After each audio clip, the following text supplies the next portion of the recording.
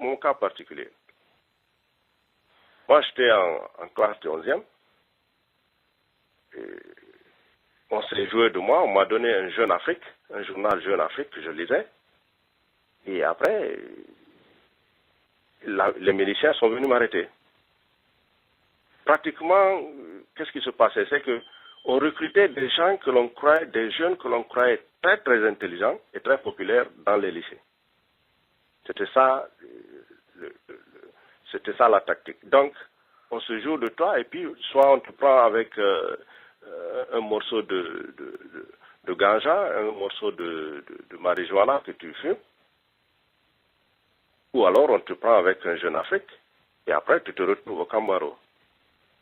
Et après, une fois au Kambaro, après 3 ou 5 jours de diète, on te sort, tu es très affamé, et on te dit, bon voilà, on te libère, mais à condition que tu viennes, c'est une liberté provisoire, à condition que tu reviennes ici le lendemain, et puis on te dira ce que tu dois faire.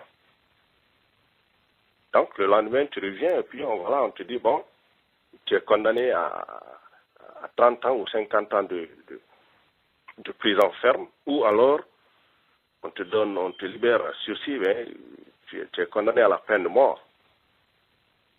Mais si tu veux être libre, il faudrait que tu viennes ici et puis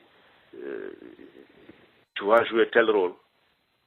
Voilà, c'est comme ça que moi, je me suis retrouvé dans la milice nationale et gardien de prison au Kambaro. Parce que tout est parti d'un journal Jeune Afrique avec lequel on m'a trouvé en train de lire. Voilà, donc les gens, il y a plein de gens comme ça qui sont là, qui ne voudraient pas être, qui n'ont d'abord même pas confiance, qui n'ont même pas confiance au régime en place, parce que absolument c'est toujours le même régime qui continue. Et tant qu'il n'y aura pas cette conférence nationale, tant qu'il n'y aura pas un procès, le procès d'Ahmed Sékou Touré, la dictature ne va jamais mourir en Guinée. C'est ça la vérité. Donc, vous avez vu, Lansana Conté, il est venu, il a continué sur le même chemin. Dadis est venu, c'était sa folie. M. Alpha Condé, il a promis de faire la même chose. Et c'est ce qu'il fait. Parce qu'il n'y a jamais eu de conférence nationale à ce propos, il n'y a jamais eu, le procès d'Ahmed Sékou Touré n'a jamais été organisé. Donc, le mécanisme n'est pas exposé. Les gens n'ont jamais compris comment ça s'est passé. Comment Ahmed Sékou Touré a réussi à arrêter tous ces milliers de gens sans qu'il n'y ait aucune revendication populaire.